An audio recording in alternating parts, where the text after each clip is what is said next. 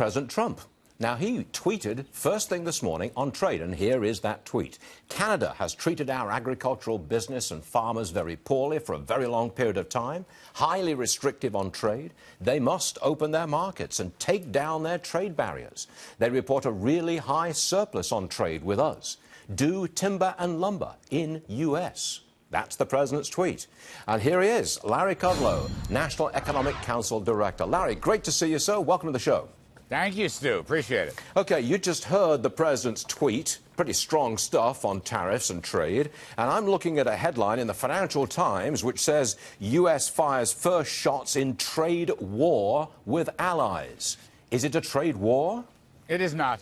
It is not. It is a trade dispute, and it's a trade dispute among family members, and all the doors are open, all the communication lines are open. That, by the way, was in the statement yesterday. We are continuing to discuss all these areas, whether it's steel or agriculture or NAFTA. The same is true with Europe. Discussions are ongoing. Whether these tariffs are finalized or not, I don't want to predict. But I will just say the president wants fairness and he wants reciprocity. Those are two key principles. And I really like the part that you read, I assume that was the president, that he would like to open markets and lower barriers. I can't tell you how important that approach is. So if you lower barriers, hang on, so let me get this point out. If you lower barriers and open the door for American exports, we are the most competitive country in the world, as a recent survey just said. We will sell them tons and tons, whatever it may be, industrial, automobiles, farming, and so forth. That is the best way. That is the best way, not only for an even playing field, but to create economic growth. That's precisely what the president wants. Larry, we're just asking that these countries play ball with us. You're using the tariffs as leverage. That's what it is, isn't it? You're acquiring leverage by the threat of tariffs. That's what's going on, right? Well, I would just say, I might put it slightly differently, Stu. I would just say that when you have these complicated trade negotiations, part of it and part of the president's quiver is going to be tariffs, whether we like it or not. As you know, tariffs, not my favorite thing. But he has to use them in order to achieve the goal of leveling the playing field and bringing down these barriers that we just talked about and creating fair, equal trading conditions to help the American country and its workforce. And by the way, I'm a believer, if you move toward free trade, which is what the president wants, told me that a million times, and you can get these barriers reduced, and you can end the unfairness, and in China's terms, for heaven's sakes, end the illegal activities, we will help the United States, we will help the entire world economy. That's so important. The trading system is a fossil. It's a dinosaur. It needs to be reformed. Donald Trump is shaking the tree like he always does.